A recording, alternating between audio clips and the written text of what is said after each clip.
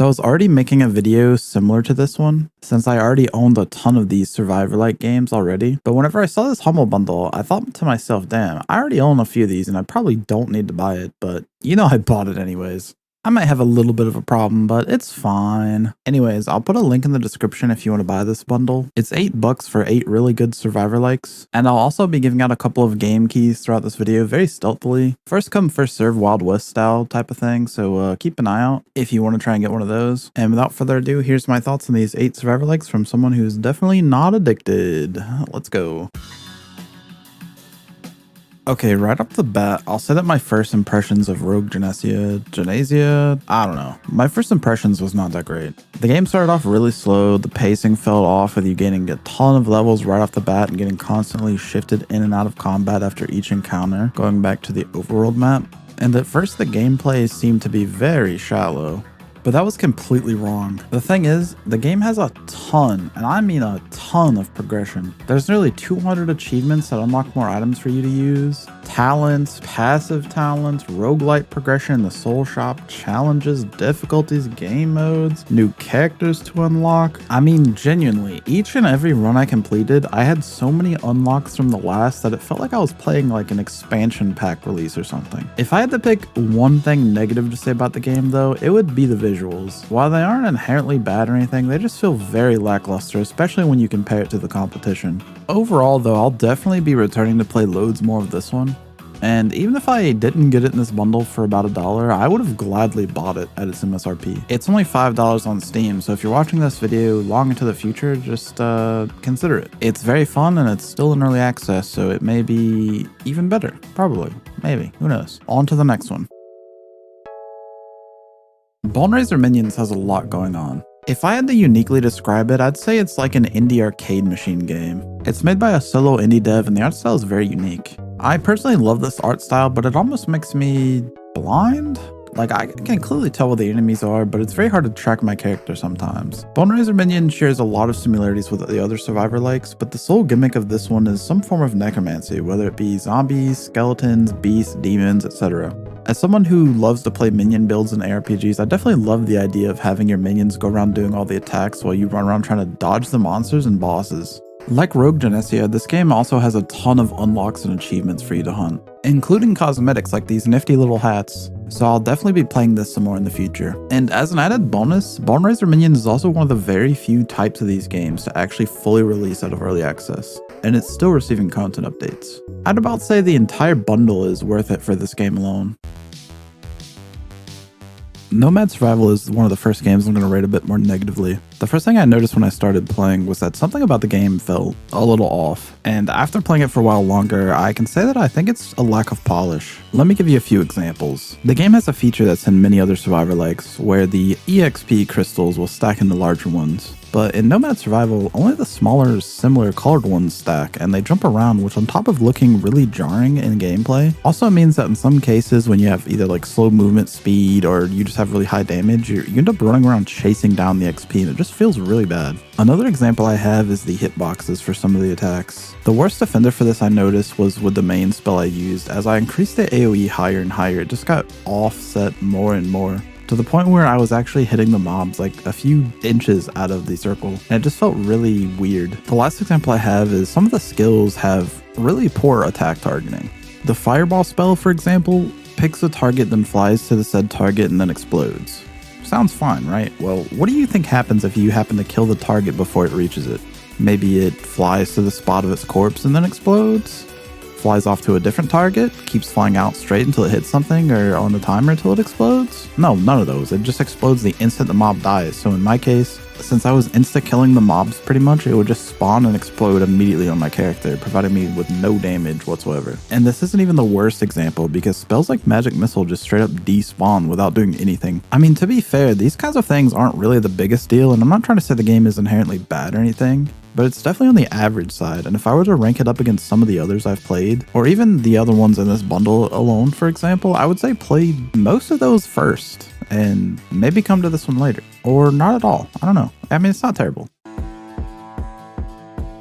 Right off the bat, the immediate thing that stands out about Bounty of One is the fact that you're only able to shoot when you're standing still, which instantly makes the game feel way more engaging to play than some of the others. And while at first I thought there was really not that much gameplay variety to be found here, I found myself actually really enjoying the focus on basically a singular weapon with modifiers for attack speed, damage, crit, projectiles, whether they split, bounce, explode, etc. The other great thing about Bounty of One is the really well-made enemies. Very quickly within your first run, you'll see a multitude of different enemy types. You have the classic ones that just walk to you, enemies that will leap at you, enemies that will shoot at you, enemies that throw dynamite at you, and each boss is super interesting with lots of attack patterns. I think the thing that makes Bounty of One genuinely enjoyable to play is just how engaging everything really feels. It's more than just standing around auto-shooting, it's dodging this projectile, running out of that explosion, weaving in between this and that, and the game is still frequently getting content updates, so overall I think that Bounty of One is super solid, and I haven't even unlocked that much in the game yet. I'm definitely looking forward to playing this one some more. Before we get into the next game, this video is sponsored by myself. I make a whopping $0.00 from these videos, so if you like watching this content, consider subscribing or liking this video. If this video gets 1 like, I will literally make more content. What a deal. Alright, back to the video.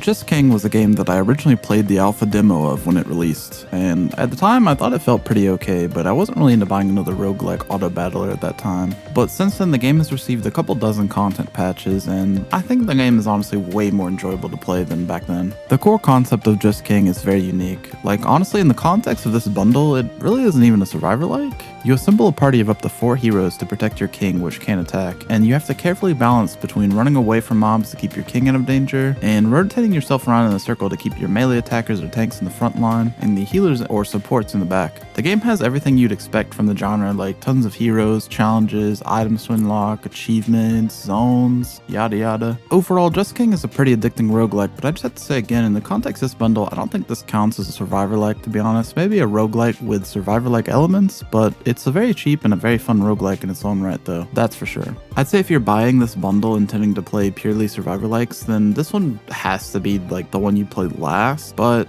definitely give it a try still. I think it's very fun.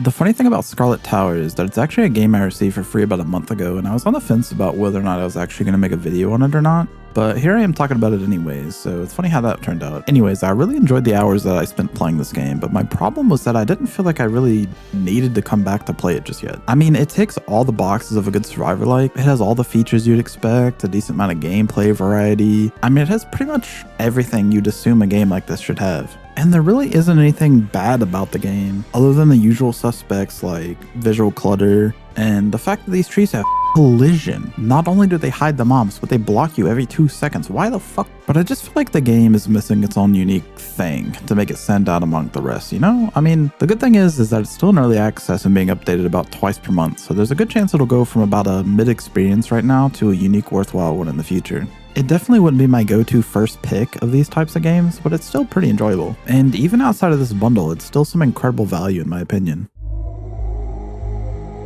I kind of dig the progression system in Neon Sundown. You earn actual game-to-game experience from the kills you get, and then you use those level ups to unlock more items, levels, and ships for you to use. But I'm just gonna say it straight up, why not inflate these number values? I mean, it feels really, for the lack of a better word, lame. Like, if I get more projectiles, it lowers my damage to the point where I'll have hits of like 0.5 damage. I feel like they should just up that artificially a bit to make it feel a little bit better. But whenever I got my first synergy, it was hitting like 160s and vastly outperformed everything else in the game. So maybe the balance is just a little bit off. In my opinion though, I think any of the actual negatives I have to say about the game, like the manual aiming, which I personally just don't like, can largely be forgiven by how short these runs are. I mean, the damn boss spawns in at like 4 minutes, so unless you're going for an infinite run to farm XP, it's gonna be in and out real quick, long before you have time to even question the game's problems. Overall though, while I don't think Neon Sundown has a ton of replayability, I'd say it should still at least be a solid couple hours of fun before it gets lost in the depths of your Steam library.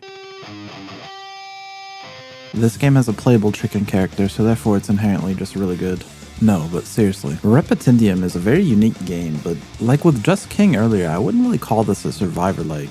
It's kind of like Nuclear Throne plus mining with maybe a splash of Vampire Survivors. The guns, abilities, and characters are super interesting. The modifiers for them all seem pretty good as well, and the upgrades are a little bit more interesting than just plus attack speed or plus % damage or, you know, insignificant, boring stuff like that. Plus, the music is actually really decent in this game. From what I can tell, the difficulty seems to be a bit questionable, but maybe that's just a skill diff. Some of the bosses and encounters I had a really easy time, and others were kind of bullshit, but I was also still learning the game. In my opinion though, as an action roguelike, this is definitely a good game, but as a survivor-like, it might not be exactly what you're looking for, but that's kind of just in the context of this bundle, because I don't think the game is actually like declaring itself as a survivor-like or anything like that. Definitely worth it for the chicken alone.